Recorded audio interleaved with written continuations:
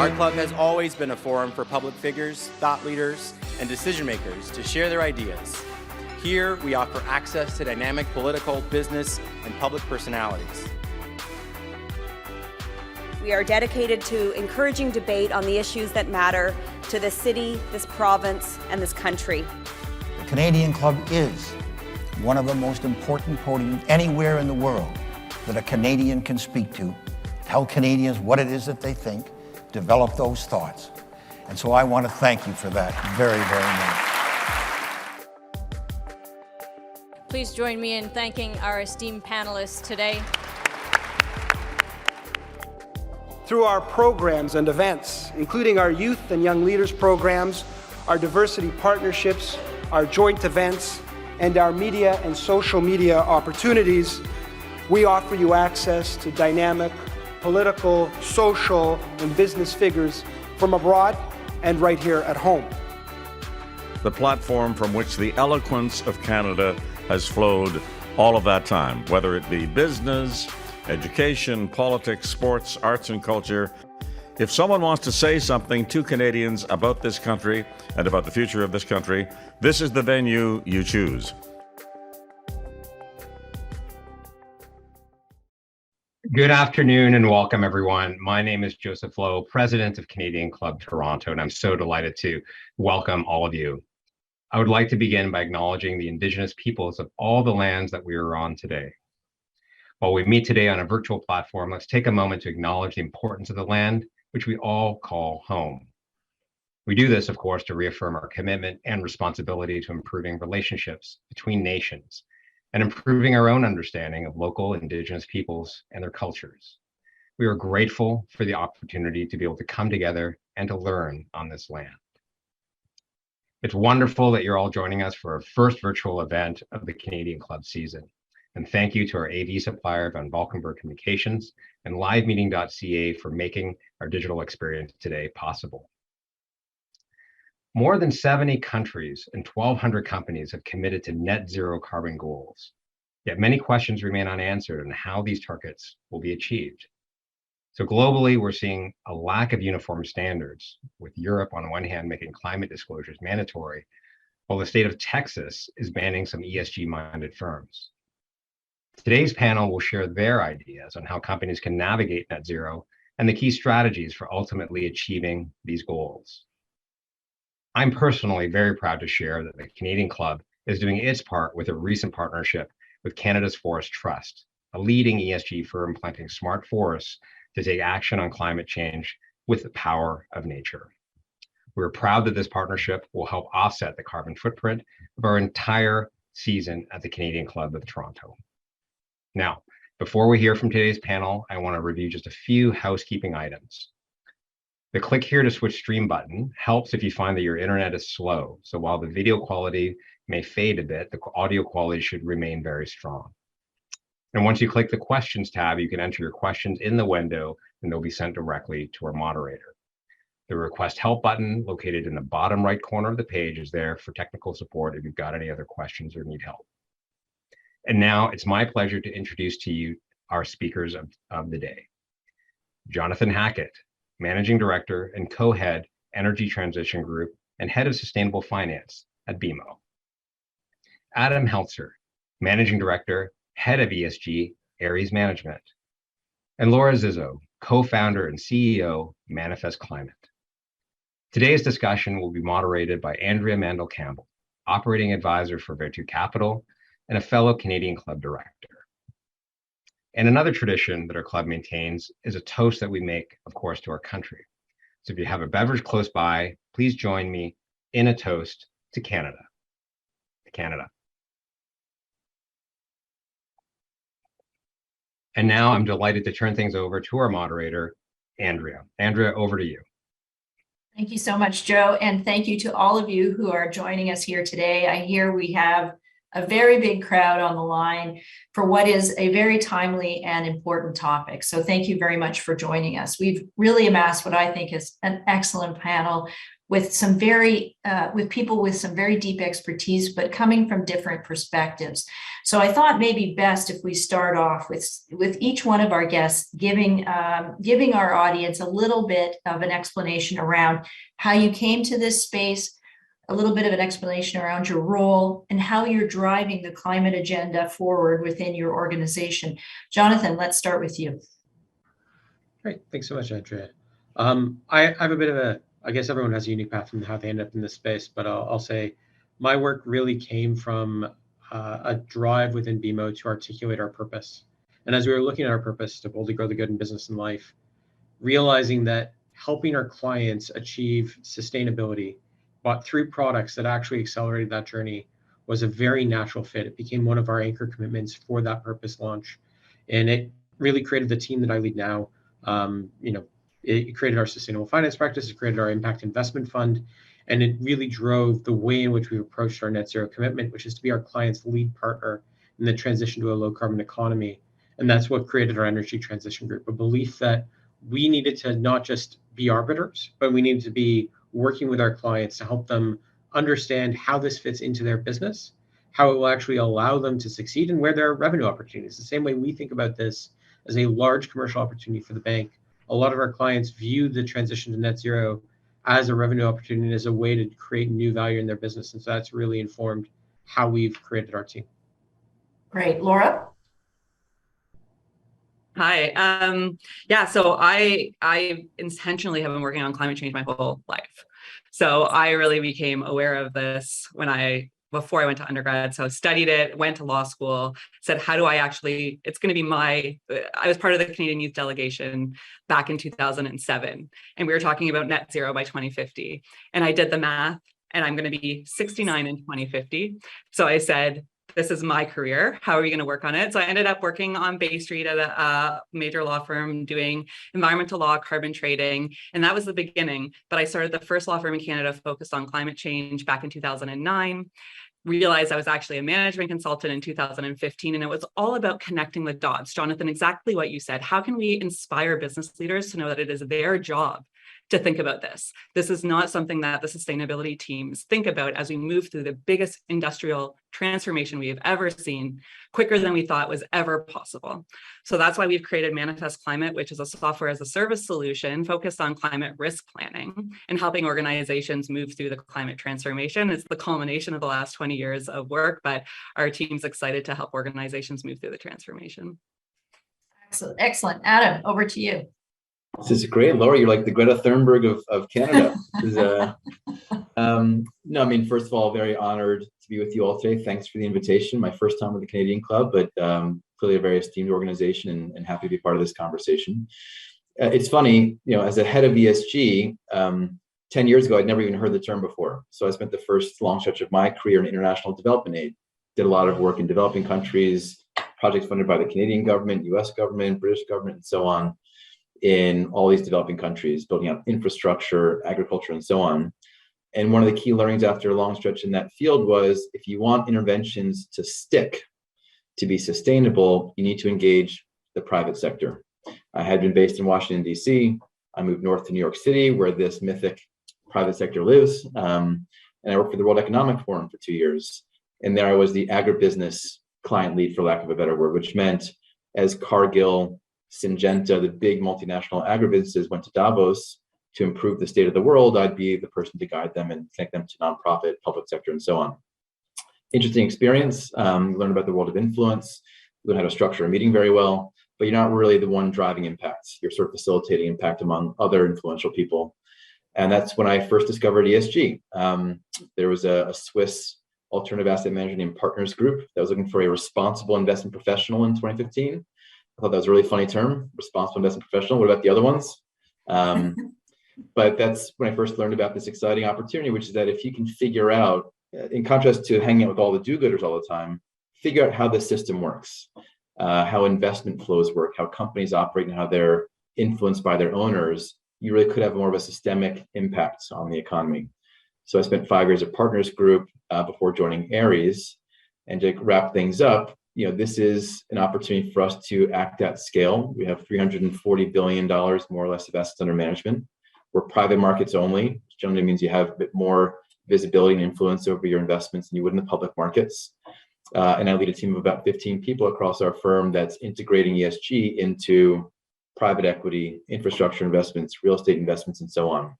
And last point relevant to climate is that, we are a very widely diversified investment manager. And so climate is so clearly at the top of the topic agenda across the ESG menu for a lot of our different stakeholders, clients especially, shareholders.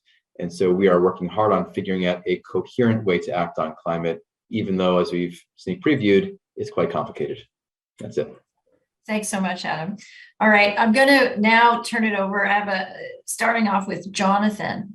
There was some big news, or I think for folks in the ESG and carbon world, some big news coming out in July when BMO actually acquired one of Canada's leading carbon measurement and offset firms based in Calgary, Radical.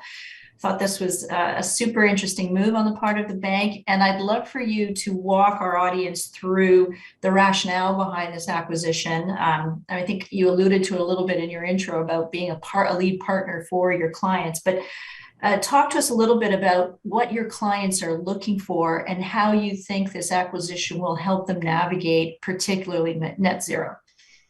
Yeah, I'll actually build on something that Adam touched on, which is so much of what we're trying to do here is take real efforts that have existed for years, right? Voluntary carbon markets are not new. Regulated carbon markets are not new. Understanding there's a carbon footprint isn't new. What is new, I think, is the desire to accelerate that. And the best way that we know how to accelerate something is to take all of the financial tools, all of the things that we use to make the rest of the economy go really fast and be really safe for people to put their money into, relevant pieces of it and to participate and to actually invest in the projects that need to happen to drive the real things that happen around us, and bring all those tools to bear in the climate finance space, in the sustainable finance and the energy transition space. And to do that, you need to be smart. You need to actually have people that understand where the risks are, how they're being taken, and how to minimize that. And as we thought about our role, one of the great things that a bank can do is be a counterparty on trading, helping both the people that are producing these credits and the people that are consuming them to think about how they can plan, how they can build into financial forecasts, how they can actually understand the risks that they're taking, and do that in a way that is mitigated, do it in a way that is contained. I think one of the conversations we've had with CEOs that has shifted in the last few years has been around, I want to make a net zero commitment, or I want to make an offsetting commitment. But if I really sit back and I think about it, I don't know what that costs. I think everyone that's boosting and promoting and pushing for carbon markets, a really big part of it, has these charts that go up and to the right and say, well, if we think about the social cost of carbon or the expected abatement cost, at some point this has to be worth so much more. But if you're a CEO sitting there saying, I commit to offset all remaining emissions, I'm going to do it credibly, I'm going to reduce, I'm going to do all the things I can do, but whatever's left, whatever I can't handle, I'm going to buy credits to offset them. Well, if you tell me that the price is going up and to the right, I want a way to manage that risk. And so we want to create a set of tools, of solutions with, what I believe is a pretty high quality credit counterparty in the middle to help our clients do that. But we think it'll unlock financing for the companies that are creating solutions, for the people that are driving these new opportunities. Because when you look at the project financeability of some of these, carbon generation projects, the real issue is if you don't have somebody signing this in blood, taking the credits at the end of the day, if you don't have a fixed price that somebody's willing to pay, and if you don't have a way of managing those risks, debt's not the right answer. And we need the answer to be debt. I know it's weird for a bank to be saying everyone needs debt with a view that that's a good thing.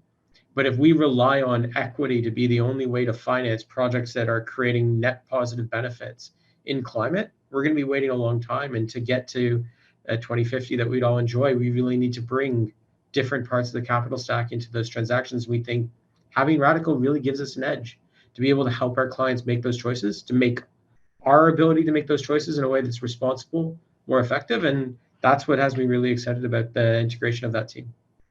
And just to follow up on that, Jonathan, can you give us give our audience maybe just a straw man example of what this might look like? Yeah, so the easiest version of this is, we as a bank have found ways to take carbon credits as collateral for a loan. But we can only do that today before the integration of Radical in a way that reflects where we have price certainty, right? Where you can say, well, there are a set of buyers for these regulated carbon credits that we know that we could move this if something went really bad in short order, and that we could recover our loan in that way, and we can give, therefore, a price that's commensurate with that security. If I think about taking carbon as collateral on a loan, that the first thing that you have to ask is, what do you mean? Carbon's not a thing. Depending on who you ask, it's 2 things, it's 37 things, it's 78 things with different vintages and forms within it. And so having a way in which you can aggregate people that might have a diverse portfolio, people that might have a set of projects that's not straightforward, that's not just a single regulated carbon credit in a well-traded market, and saying, how do I give you leverage? How do I give you support to grow your business faster, to take the flows that you're going to have, get you credit for it, and if at some point to be able to take that and help it be syndicated, that requires that level of expertise that we're really excited to be bringing on as part of that transaction. Laura, over to you. I'd love to get your thoughts on offsets in general. And obviously there's a very complex, there's a lot of complexity involved here. And, there's a narrative around, whether offsets are part of getting to net zero or not. And I'd love to hear your thoughts on that. Yeah, I'm glad BMO's moving in this direction, but it's marginal. Right? It has to be marginal about the transformation that we have to take writ large. And this is coming from someone who built their legal career on helping trade offsets, right? So I did a lot of early emissions reduction purchase agreements, a lot of these things, and it's important. And it was exciting at the time to see people getting new revenue streams associated with carbon reductions. We need to continue to have that, but we need to move to net zero. So that means offsets hopefully are marginal as we move towards that. But Jonathan, what you said was so true. Do the deep emissions reductions first, right? So we also have to look at that. And that's what these regulated requirements for climate-related financial disclosure are really asking for. How are you thinking about your place as a business in the transition? And how are you going to take advantage of the fact that we're moving $150 trillion over the next 3 decades, according to the Bank of America, to get to net zero? That's a huge risk for those that are exposed, but a huge opportunity for those that can be part of the solution. And it's not all about offsets. Offsets is a part of it, but I think it's such an interesting topic. We always go to that first. So what I really encourage our clients to do is think about this as a systemic risk and opportunity, thinking about where these levers are to pull as you can move towards net zero. And offsets are part of the solution, but they're not where our focus should be, in my opinion, at a strategic level. We need to think about full systemic change and how your company fits into that as we move towards net zero. And the other thing to say is, climate has 2 big aspects. And I know we're focused on net zero today, but there's physical risk. So a climate story is not complete if you're not thinking about both physical risk and transition risk. And I found early on in my career, if you started talking about physical risk first, the costs of reducing don't look so bad, right? So if you actually start saying, what is at stake here? We're seeing some of these events today around the world. If we actually understand the costs, it's a no-brainer to reduce our emissions and to be part of that transformation. So I think we have to think about them at the same time. That's what the TCFD and some of the regulated requirements are asking us to do. And I think talking just about transition in a silo, it becomes, a cost center versus a systemic transition discussion that we really need to have. Laura, though, just to follow up on that, how do you speak to your clients when you're talking about that physical risk and thinking about how they're calculating that in? Because it's such an amorphous concept in a way. It's like you don't know when a weather event is going to happen. You don't know when the crop is going to. I mean, how do you speak to them about that? Yeah, I think all we know is that the past is no longer a good predictor of the future, right? And we do have models, and there's a lot of times we take modeling into consideration in our decisions. For some reason, climate modeling seems scary, but it's the same, and it's pretty good science. So we know that there's a bunch of different futures that it looks like in 1.5 or 2 degree future. And we know that if we don't get to net zero, the models are going to look a lot worse. So what I say to clients is plan for uncertainty, plan for the past not being a good predictor of the future, and then do some modeling and scenario analysis, which is part of what the TCFD is asking for you to do, which includes both the risks for transition, but also the risks if we see what the scientists are saying is very likely to come for the business. So it's about flooding most of the time in Canada. It's about water availability. It's about extreme weather events like we're seeing in Newfoundland right now. You have to think that stuff through. One of the let's put this down to an example for a real estate client. What happened to you during a flood? Expect that to happen more often. How are you going to plan for that? That's business risk management, right? Okay, Adam, I'm moving it over to you. I want to talk a little bit about, we have, a broad array here of opportunities in terms of how we're managing this. But, I think one of the things we hear most from organizations is the challenge around the actual measurement and reporting of carbon. It's really not that easy, and we're really entering a new territory here. So talk to us a little bit about that, what that means for an organization like Aries, which operates across the world, has hundreds of portfolio companies, and you really have to manage for so many different realities. Yeah, it's a conversation that we have almost on a daily basis, and we sort of alternate between a firm-wide view and a desire to have a firm-wide coherent narrative around net zero, and then down into the strategies. And when I say strategies, I mean asset classes: real estate equity, real estate debt, private credit, liquid credit, infrastructure, private equity, and so on. So you're right, it's a challenge, and we have a broad, diverse range of asset classes. So, that would be one thing. If we actually had a framework that could fit all those different things, we don't. The frameworks for real estate are at one level of maturity. They're not ripe.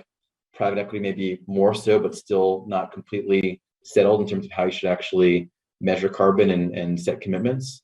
So we find ourselves, at the organic level, decentralized level, advancing along the same path and eyeballing key milestones that we can say, this is all linked together into a coherent strategy for all these different strategies together. So I'd say that's one big challenge, is the ripeness and the consistency of how you would think about both measurement and commitments. Even if the frameworks were ripe, however, we tend to invest in the middle market, mid-sized companies, and we actually have more like thousands of exposures, not hundreds. And so, these are companies that are at a certain stage of their maturity curve. They're not startups and bootstrapping, but they are not public companies with tons of resources and tons of overhead.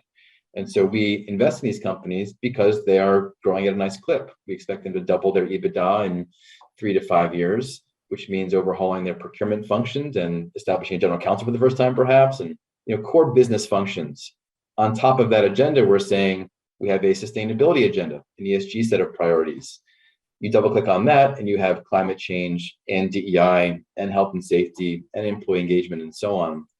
And so when we talk about the difficulty of the measurement, there's a little bit of, hey, these are not companies that are equipped to do an in-depth carbon emissions measurement exercise.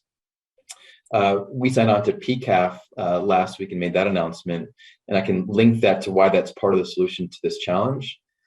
We assume that a majority of the companies that we invest in are not in a position to do their bottoms-up carbon footprint. And let me stop you there first, but just to ask the question, and do they necessarily buy into it? Because there are, some jurisdictions or some verticals where they're all in, and then others where, talking about Texas, I've heard people say you can't even talk about this in some parts of Texas and with certain people. So I wanted to stop you there to first even talk about it from a cultural perspective. Yeah, it's I think on the good news front, there's no question about the direction of travel. Regulatory regimes, not just in the US or in Canada and Europe, in Asia as well, are moving in a certain direction towards carbon accounting.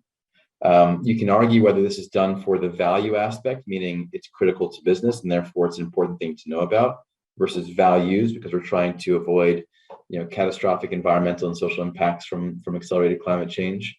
but the direction of travel is clear. So then the task for us becomes, how do we frame the overall objective and calibrate it to different audiences? You can find, a CEO based in Texas who may be quite tuned into the local political conversation, but they still want to go IPO in a few years. And we can say, well, if you want to go IPO in a few years, the SEC is going to require that you actually report your scope 1 and 2 emissions, and if material, scope 3. And so it sort of becomes, you don't have to be a believer, but this is sort of the new rules of the game. And we'd rather you be in a position to actually, obviously, manage risk, regulatory risk, but then also to my colleague's point, capture opportunities. That's how you sort of figure out how to calibrate the message to the audience a bit more. But you don't really have what I call, hardcore holdouts who say, no interest, not doing this. And it's up to us, I think, to guide different companies along that path based on where they're starting. Okay, and you spoke about PCAF, and for our audience, that is the Partnership for Carbon Accounting Financials, which Aries has just joined. Can you tell us a little bit about why and what the goal is?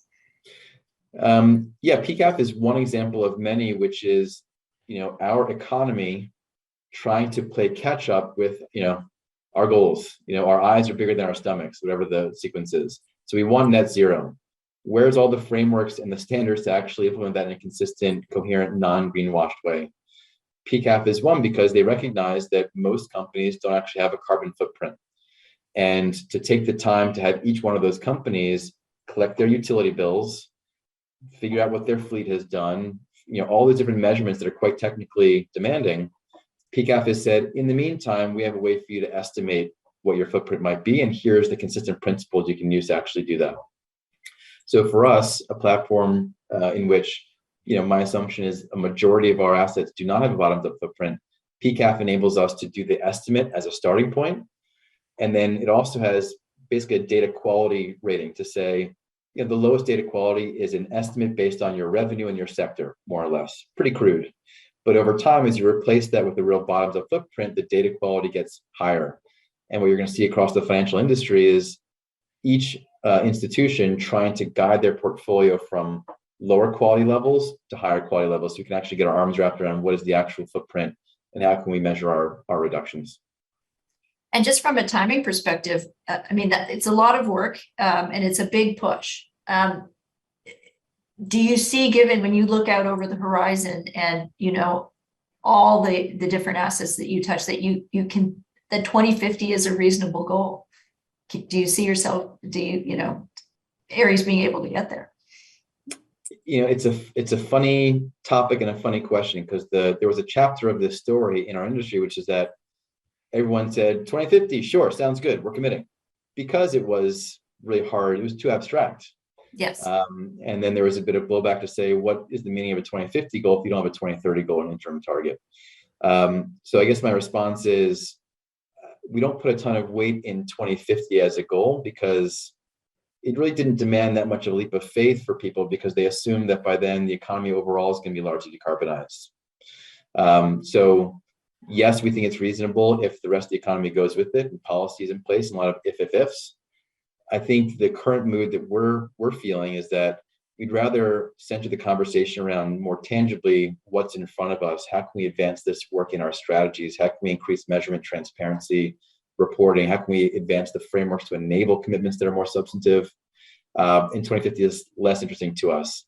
We found that our stakeholders, our LPs, our investors, our shareholders, our employees, they tend to be a bit more focused on the near-term action than necessarily the long-term.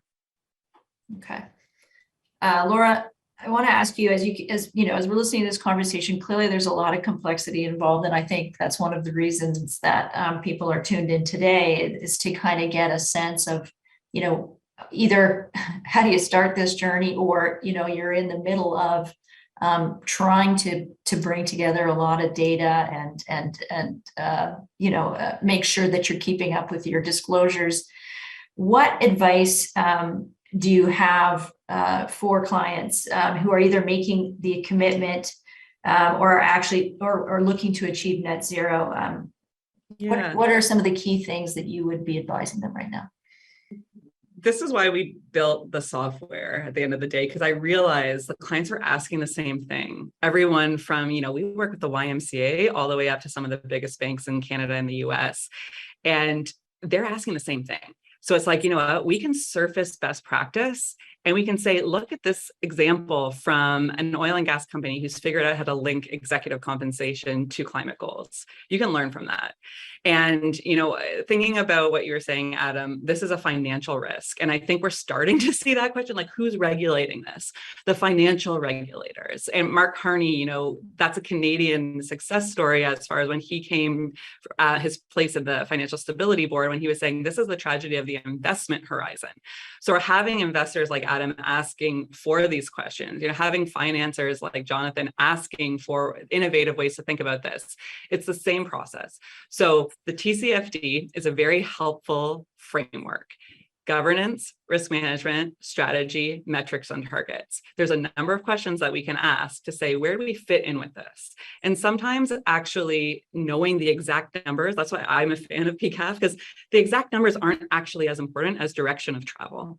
And we spent a lot of time trying to get the numbers exactly right. So I tell our clients, let's think about what your business is. How does it interact with climate? And how do you think about shoring up sustainability as we move through the transformation? When you think about it like that, it's a lot easier, I think, for business leaders to think about this. And we're surfacing those best practices across various sectors across the world, aligned with the TCFD framework, which, by the way, Adam, you were saying, it's now, writing on the wall. 85% of global GDP has had a government say this will be required.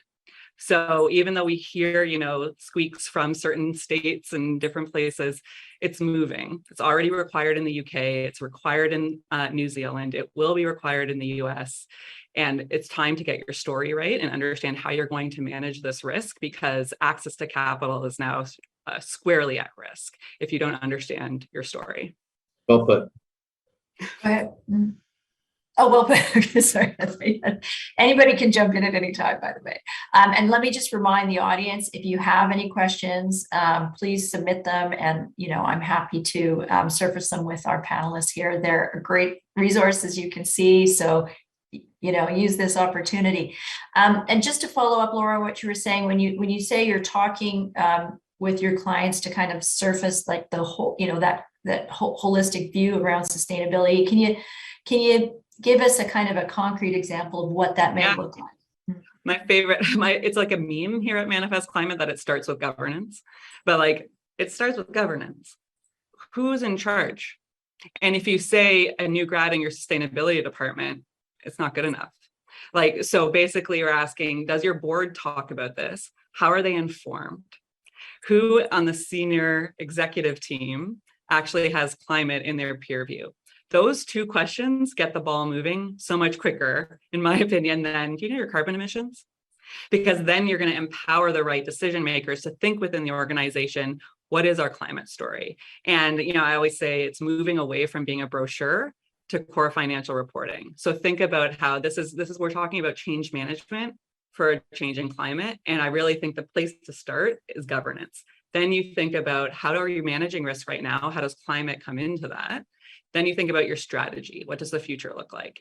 And then you get to metrics and targets, right? Which is, only one of the 11 TCFD recommendations is about what are your carbon emissions. The other 10 are all very much more process built around governance and strategy.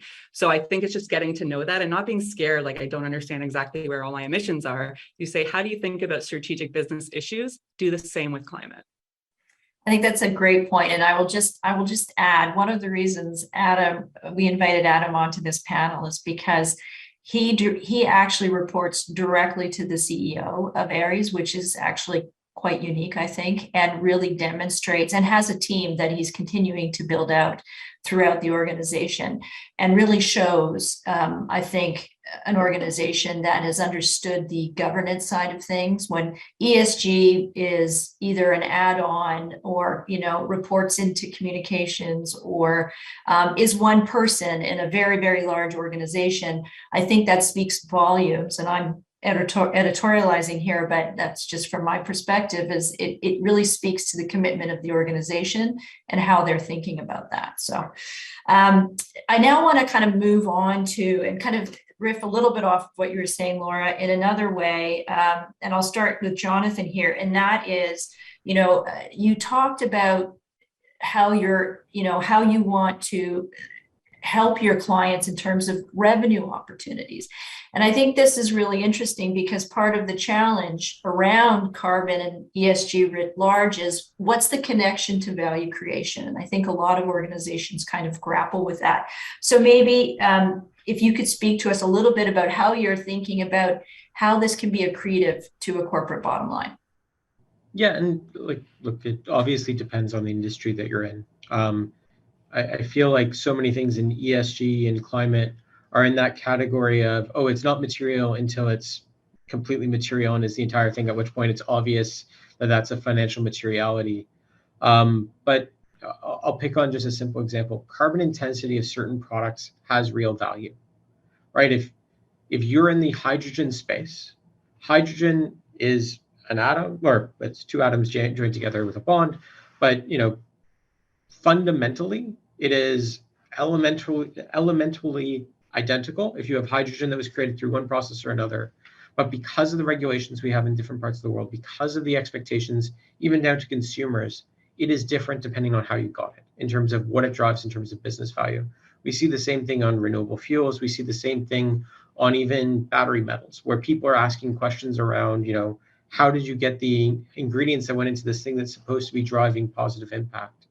And when you get to that point where that can be your business model, that you can take the exact same thing that somebody else can produce, and you can produce it in a way that generates less externalities in the world, and you can get paid for it, that's a business opportunity. I think, for all that there was a lot of uncertainty, people were doing a lot of will they, won't they, the IRA in the United States, the Inflation Reduction Act, was a catalytic moment where people are still trying to figure out, do I have a business suddenly? Because other people might have a business that's radically more profitable if they are able to access investment tax credits, pricing benefits or subsidies for creating the exact same thing you were creating, but with a lower carbon footprint.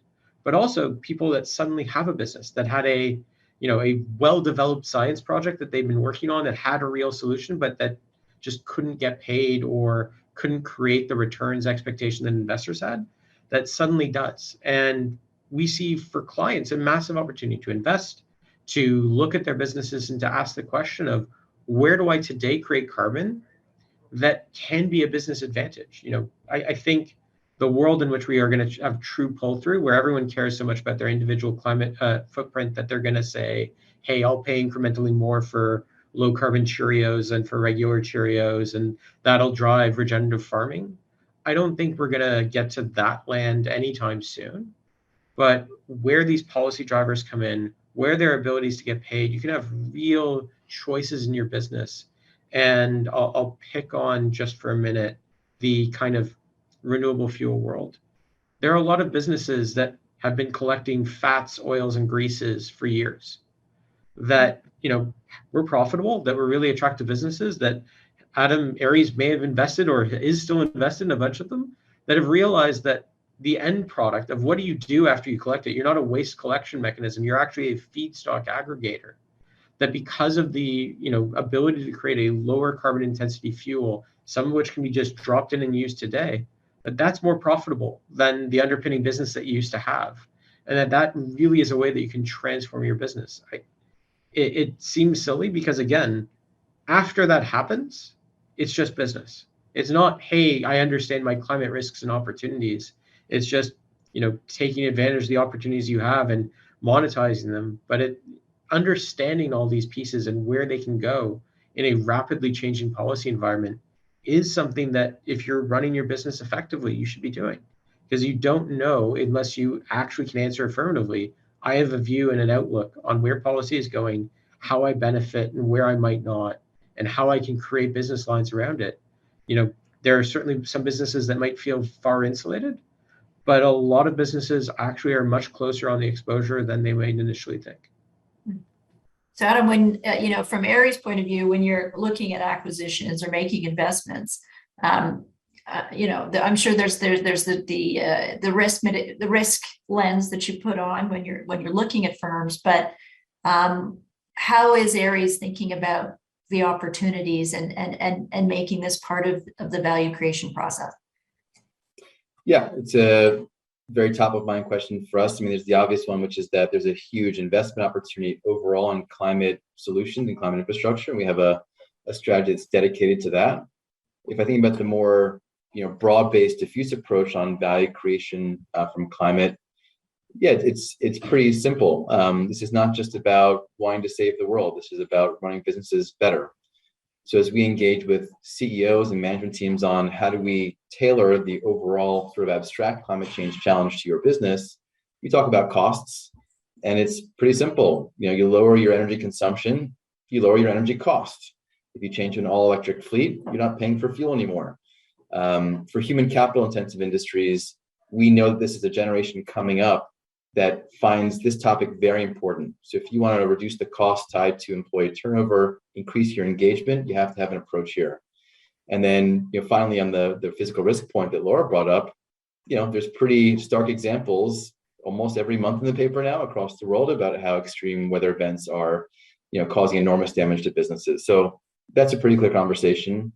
On the revenue side, agree with Jonathan, it's tailored to the industry.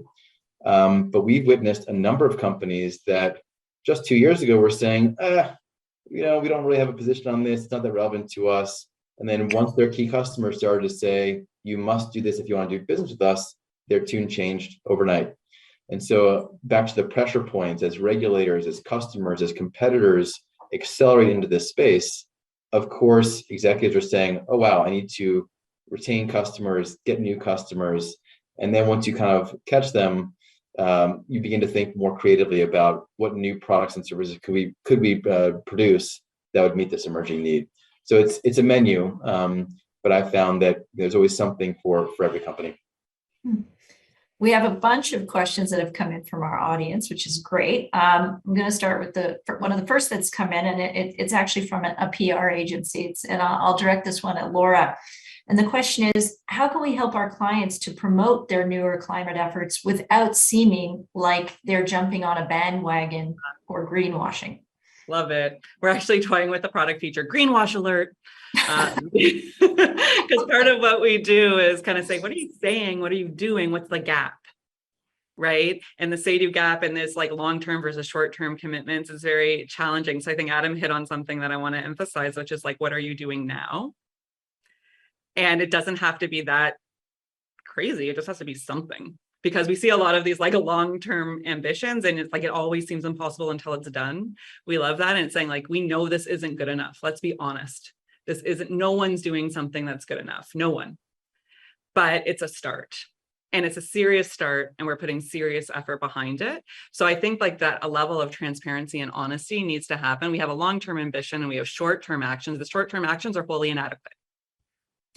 Like, we actually need to say that, but it's the best we can do right now. And we're going to actually prioritize it. And we have, because we have this person in charge, and we're monitoring their compensation, linking it to the targets. I think that is something that really gets people excited. One of our asset manager clients actually says they're seeing alpha now from just good management disclosure. Yeah.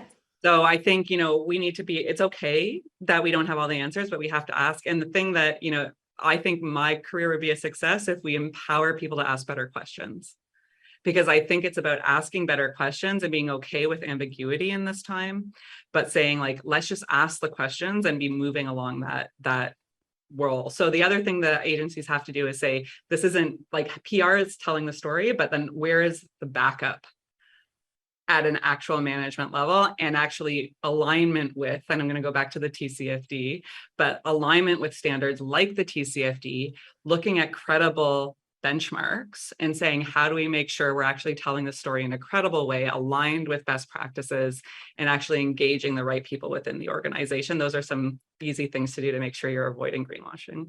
Yeah, no, I think that's very smart. I mean, two things for sure is, we used to say during my time in politics, comms doesn't drive policy, policy drives comms. And secondly, it's really about intention. And so many organizations are afraid about not being perfect, we're not going to say anything until it's absolutely perfect. And I think intention is far more important, and showing that, you're committed to the right things. And you may not have all your T's crossed and I's dotted, but that's not the point. They don't, I've heard many institutional investors saying, we're not really interested in, your pretty pictures.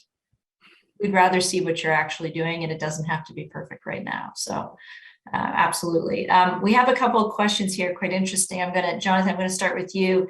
And they're kind of related. How does, you mentioned the American Inflation Reduction Act and the clean fuels incentives. This is a question around just, as the bank works in several different jurisdictions, how does Canada compete against something like that?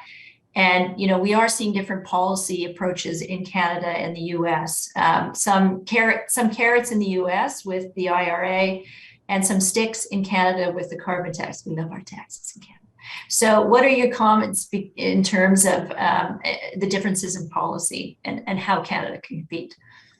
So I think we need both is generally the answer. And the reason that the Inflation Reduction Act in the United States is structured the way it is, and we were in Climate Week chatting with some people from the State Department, and it's very simple. There's no value on a price in carbon in the United States and the political environment that exists there.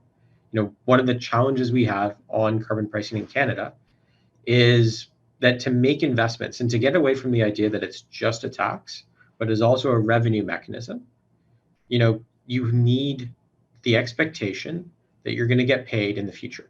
That if you're going to put an investment in the ground that requires 15 years of payback and then a whole bunch of gravy at the end, that the price on carbon has to be there in a persistent way to justify that investment. In the United States, I think it's pretty trivial to say, and Adam, I feel like I'm doing the armchair politics from up here, but like zero probability of continuation through change in government, right? Like transition of powers, I think would basically be day one, scratch it out and away you go. It's very different if you do an investment tax credit. You're giving someone something that they're entitled to, that they're making those investments and making those decisions on that basis. It's really a contract that if you want to tear it up, there's consequences, there's faith in government, and there are real expectations that that's just a bad business move for the government to take. I think we can get there with a carbon price with, and one of the things that we're really excited around is the potential for a contract for differences with the government, a backstop that allows investors, people that are driving that forward, to really make those investments knowing that they will get paid, that that market is being assured to some level, because otherwise we don't create the solution sets, right? The best thing about the clean fuel regulation as proposed and as it's coming in, that really does build on the LCFS structure, the low carbon fuel standard in California, is the idea that you tell someone, hey, you need to reduce the carbon intensity of your fuels by 10%.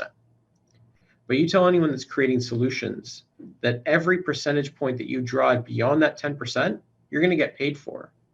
And so if someone creates a zero carbon fuel, they're experiencing a carbon price that affects the whole basket, but getting paid against something that you can levy against people on a 10% basis. You're essentially levering up that price by 10 times. You're actually saying, you know what?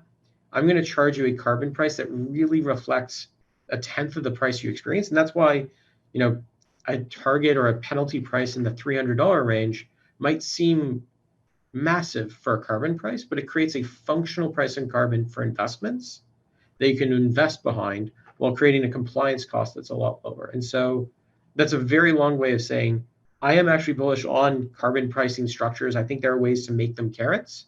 Part of it is still getting to the point that it creates confidence for investors and a level of certainty that allows real dollars to be deployed versus giving people an ability to say, look, if all it is a cost, if I can just wait and maybe it goes away, it's really hard to justify an investment even on improvements within current operations, except for things that really clear a high return hurdle near term. But do you see indication, at least here in Canada, that we're going to get to the carrot stage and we're going to get that backstop we need? Yeah, it was announced as part of the budget that there will be a contract for difference mechanism. I think the real question is how and where, and what does it look like, and does it give us the certainty that allows us to finance projects and finance businesses on the back of it? I am pretty bullish on where we are going with that. I also do think that the more of these mechanisms that get tied to a global stage with border carbon tax adjustments, with market opportunities centering around, well-mature markets like the EU ETS, that the incentives to tear up policies or to say, hey, we're going to take that away, go away. We have all sorts of policies that, people rely on that do not have a contracted backstop because they exist in a global market that says, hey, why would I take something that functionally leaves me with a tariff because I'd be doing something anti-competitive, or that exposes my industry to an uncompetitive environment globally? And I think that the second we realize that a lot of these climate policies can be sources of competitive advantage, not just a tax, we get into a point where why would anyone tear it up on either side of the aisle? Can I have one point? Chime in? Yeah, because I worked a lot on Ontario's cap and trade system, and I made the arguments that Jonathan was making around it's hard to rip that up. It happened, right? They paid. And so what we need to do is that to never be acceptable from a business perspective again, because we need the market participants to be begging for the policy. And I think we've been doing it the wrong way and saying we're waiting for policy. So our message is if you wait for policy, you're going to be too late, because this is an industrial revolution. And we need to actually enable decision makers to understand the risk. So I think it's really about understanding the risk in the system so that decision makers, that's why I focus my focus totally on corporate decision makers rather than policy makers after that event in 2018, because it's these corporate decision makers need to understand what is at stake here. And if they do, our hope is they're going to be begging for that policy that we know we sorely need. So I think Jonathan totally agree with that, but it needs to go faster. And we can't wait for governments, I don't think, to take the lead on this. They need to be empowered by the corporate decision makers to do so. Adam, do you have any thoughts on that, government versus corporate decision makers, and how Aries thinks about this? It's touchy waters to dip your toe into. And so I'll just say that, in the US today, there's a very vigorous debate about the role of business and investors compared to government. And some states that are saying this is, businesses and investors should have no role in this conversation whatsoever. It's for policy and government entities to take care of. But the obvious retort to that is well, how well is that functioning?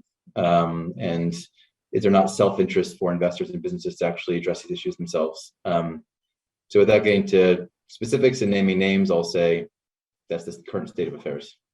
That's very diplomatic of you. I wanted to be an ambassador. I didn't mention that in my bio, but in college, I wanted to be an ambassador. So. Well done, well done.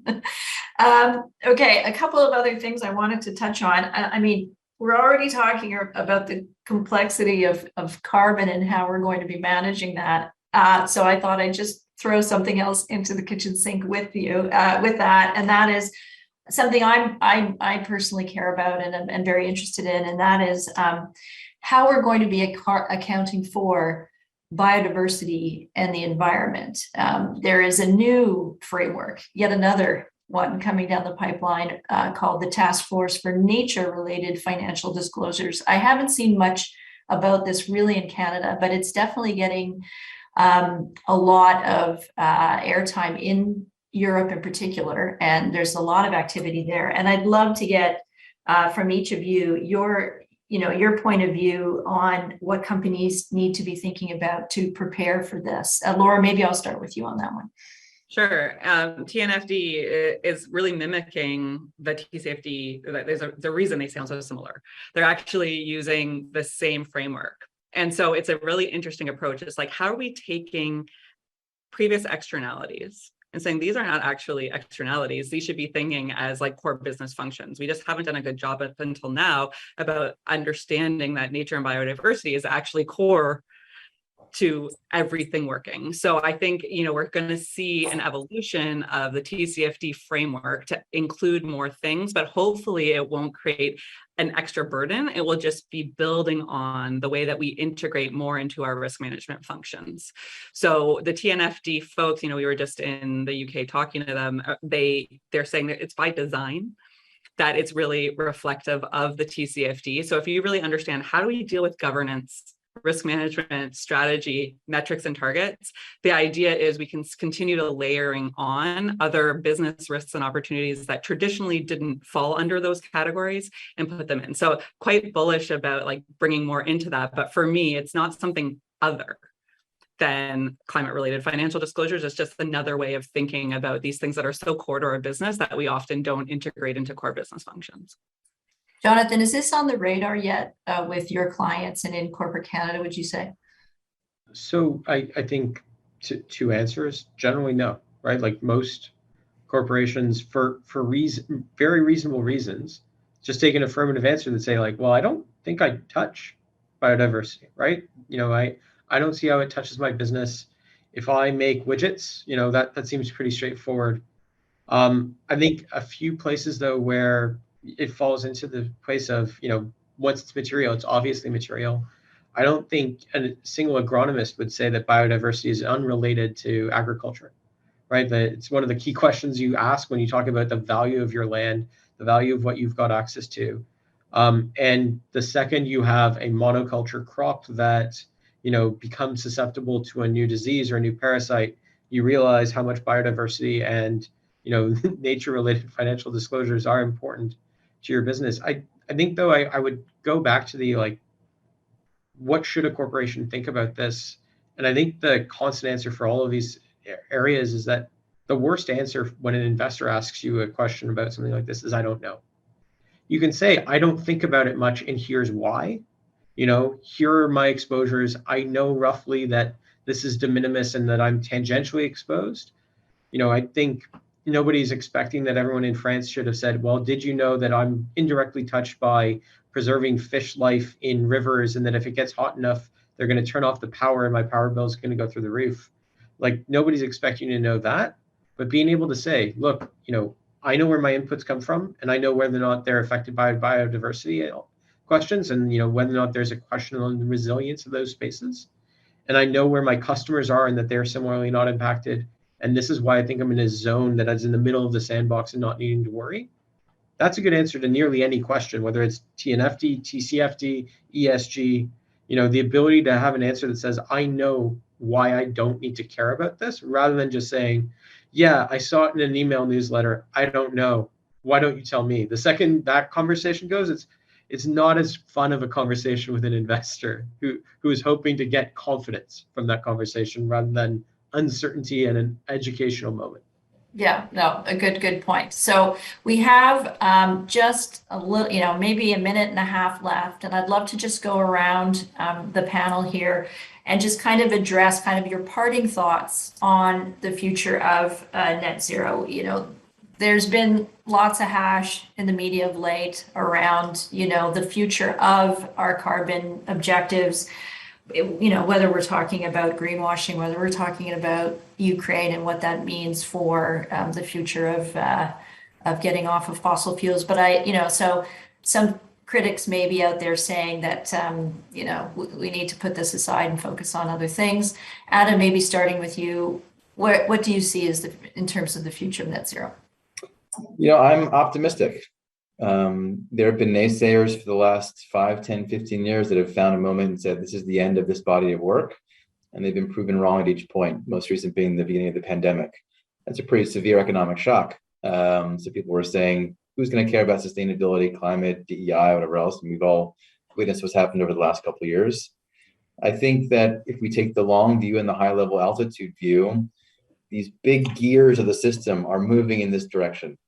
So yes, of course, you'd expect there to be blips, political blips, administrations changing, have different views on the topic. But I think enough gears are now clicking together that things are moving in this way. And, you know, enough drivers that create self-interested action on it are in place. So I'm optimistic. Laura, I'm going to guess it's like, this is, we have no choice, but I'm going to over to you. Like, it's not a drill. It's not a drill. We are in climate crisis, but I've been saying that my whole life. And Adam, I can say in the last 3 years, people actually listen. There's more people up on the top bailing And I have never felt more optimistic that we're actually going to be able to solve this problem. And it always seems impossible until it's done. So I just encourage everyone to understand their story and understand that the train is moving, as Adam said, and it's an opportunity just as much as it's a risk. Jonathan, the last word goes to you. Yeah, I think I go back to a common refrain we have in our team, which is it's about the and that I think what has shifted in the last few years is there is a belief that it's like, look, someone's going to figure out a solar panel that fixes this. You know, it'll be a negative cost solar panel. We'll build them on top of everything and problem goes away. Or, you know, we'll just electrify everything, plug it all into the wall, green electricity, we're good. And I think the realization that decarbonization happens everywhere, that it's in every business, that it's a business opportunity in every, industry itself, has helped get to what we really need, which is, I used to be a physicist, the area under the curve is what is important. If we say, are you doing something that contributes to a net zero 2050 today? Nearly everyone's answer should be no, because, at most assets will need to be recycled before 2050. The question, though, of what are you doing to make it so that the challenge we have in 2050 is not, bailing out from the 34th floor as the water level's risen, but is actually driving that last hard work of the last bit of carbon that we can't abate out and removing from the air everything that's left. That takes doing a lot right now. And I think it's really heartening to see that it isn't just people pointing over there and saying, I'm glad someone else is thinking about it, but I have no idea how I can impact it, and that it is integrating into more businesses. Great. Well, thank you so much. And with that, I'm going to hand it over to Joe. Thanks so much, Andrea. Laura, Jonathan, and Adam, thank you so much for taking the time and investing it with the Canadian Club today. While you've each clearly had a unique journey, your own unique journey to find your passion for climate and net zero, your shared expertise and enthusiasm for making a real difference is, frankly, it's both impressive as well as inspiring. Andrea, as always, thank you for your expert guidance of our conversation today. Canadian Club's vision is to be the podium of choice for relevant and provocative conversations, connecting the business community and promoting an inclusive and prosperous Canada. We aim to achieve this vision at every event, and certainly today was no exception. Thank you so much to our audience, our members, and our guests for being part of it. Thank you to all of you for spending your lunch hour with us today. Stay healthy, stay safe, and we look forward to seeing you soon.